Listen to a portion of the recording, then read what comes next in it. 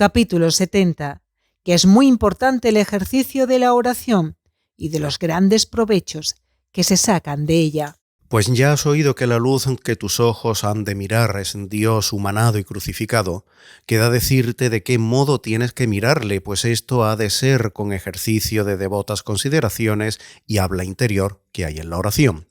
Pero antes de que te diga el modo que debes tener en la oración, conviene decirte lo provechoso que es el ejercicio, especialmente para ti, que habiendo renunciado al mundo, te has ofrecido toda al Señor, con el cual te conviene tener comunicación muy estrecha y familiar si quieres gozar de los dulces frutos de tu estado religioso.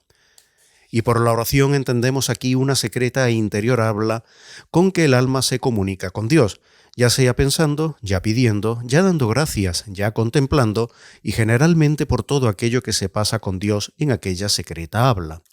Porque aunque cada cosa de estas tenga su particular razón, no es mi intento tratar aquí, sino de este general que he dicho, de cómo es cosa muy importante que el alma tenga con su Dios esta particular habla y comunicación.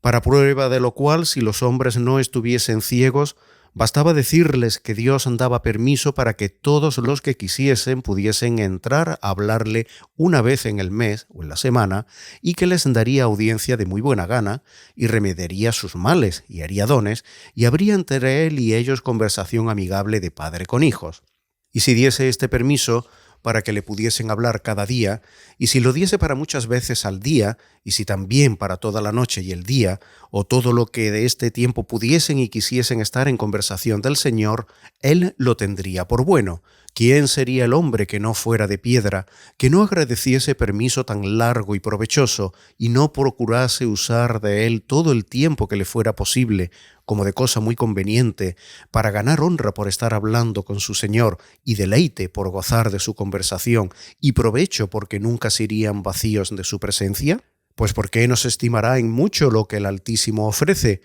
Pues se estimaría si lo ofreciese un rey temporal, que en comparación con el Altísimo, y de lo que se puede sacar de su conversación, el rey es gusano, y lo que puede dar uno, y todos, es un poco de polvo. ¿Por qué no se alegran los hombres de estar con Dios, pues sus deleites son estar con los hijos de los hombres?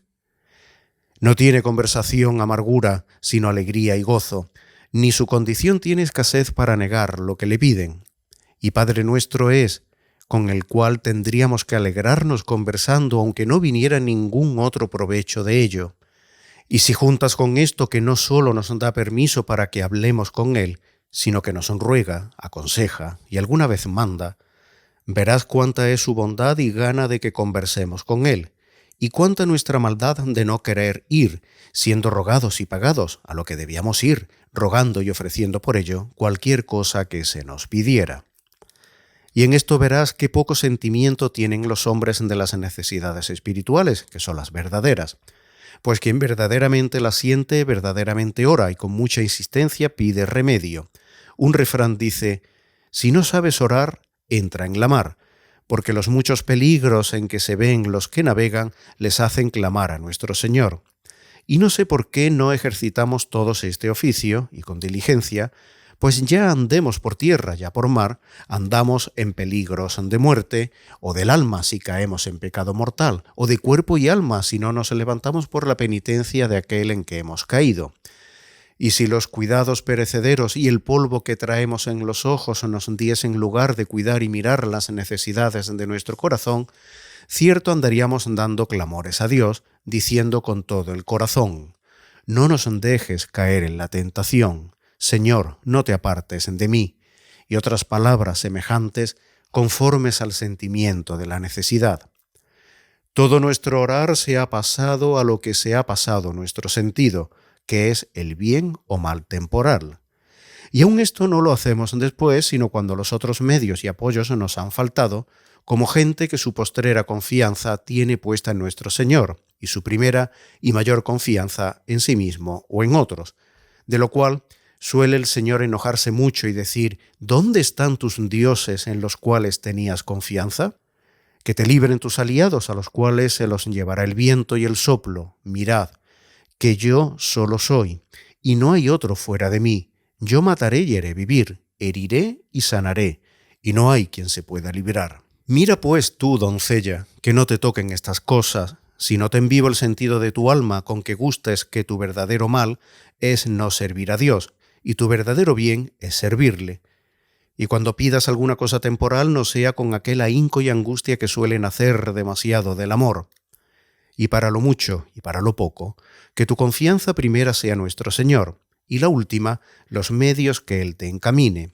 Y sé muy agradecida a este don, de que te dio permiso de hablarle y conversar con Él, y usa de Él para bienes y males con mucha frecuencia y cuidado, pues por medio de esta habla y conversación con el Altísimo han sido enriquecidos los siervos de Dios y remediados en sus pobrezas, porque entendieron que los peligros que Dios les dejó fue con el propósito de que oprimidos con ellos recurriesen a Él, y los bienes que les vienen son para ir a Él dándole gracias.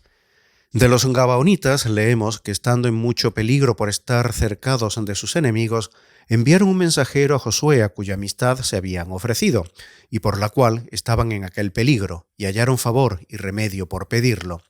Y aunque aquellos 5 reyes de que hace mención la Escritura fueron vencidos en el valle silvestre y sus ciudades robadas, sin embargo, porque un mozo que escapó de la guerra fue a dar noticia de esta ruina al patriarca Abraham, alcanzaron remedio los reyes y sus 5 ciudades por mano de Abraham, que los socorrió. De esta manera que se alcanza por un solo mensajero que va a pedir favor a quien lo quiere y puede dar, más que por la muchedumbre de combatientes que haya en la guerra o ciudad, y cierto es así,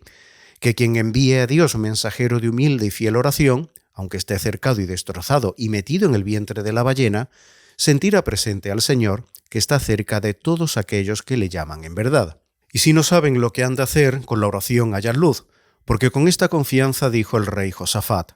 cuando no sabemos lo que hemos de hacer, este remedio tenemos, que es alzar los ojos a ti. Y Santiago dice que quien tenga necesidad de sabiduría la pida a Dios. Y por este medio eran enseñados por Dios Moisés y Aarón acerca de lo que debían hacer con el pueblo. Porque como los que rigen a otros necesitan doble luz y tenerla muy a la mano y todo el tiempo, así necesitan doble oración y estar tan diestros en ella que sin dificultad la ejerciten para que conozcan la voluntad del Señor de lo que deben hacer en particular y para que alcancen fuerza para cumplirla. Y este conocimiento que allí se alcanza excede al que alcanzamos por nuestras razones y conjeturas, como de quien va a cosa cierta o quien va, como dicen, a tientas, y los propósitos buenos y fuerza que allí se cobran suelen ser, sin comparación, más vivos y salir más verdaderos. San Agustín dijo, como quien lo había probado, mejor se sueltan las dudas con la oración que con cualquier otro estudio. Y por no cansar, y porque no sería posible decirte particularmente los frutos de la oración, no te digo más, sino que la suma verdad dijo que el Padre Celestial dará espíritu bueno a los que se lo piden, con el cual vienen todos los bienes. Y te debe bastar que usaron este ejercicio todos los santos, porque como San Crisóstomo dice, ¿quién de los santos no venció orando? Y él mismo dice, no hay cosa más poderosa que el hombre que ora. Y debe bastarnos y sobrar que Jesucristo, Señor de todos, oró en la noche de su tribulación incluso hasta derramar gotas de sangre, y oró en el monte Tabor para alcanzar el resplandor de su cuerpo, oró antes de que resucitase a San Lázaro, y a veces oraba tan largo que se le pasaba toda la noche en oración, y después de una tan larga oración como esta, dice San Lucas, que eligió entre sus discípulos un número de 12 apóstoles, en lo cual, dice San Ambrosio, nos dio a entender lo que debemos hacer cuando quisiéremos comenzar algún asunto, pues en aquel suyo primero oró y tan largo. Y por esto debía decir San Dionisio que al principio de toda obra hemos de comenzar por la oración. San Pablo amonesta que entendamos con instancia en la oración, y el Señor dice que conviene siempre orar y no aflojar, que quiere decir que se haga esta obra con frecuencia, diligencia y cuidado, porque los que quieren valerse con tener cuidado de sí en hacer obras agradables a Dios y no cuidar de tener oración, nadan con una sola mano, pelean con una sola mano y andan con un solo pie. Porque el Señor 2 cosas nos enseñó que eran necesarias cuando dijo, velad y orad, para que no entréis en tentación.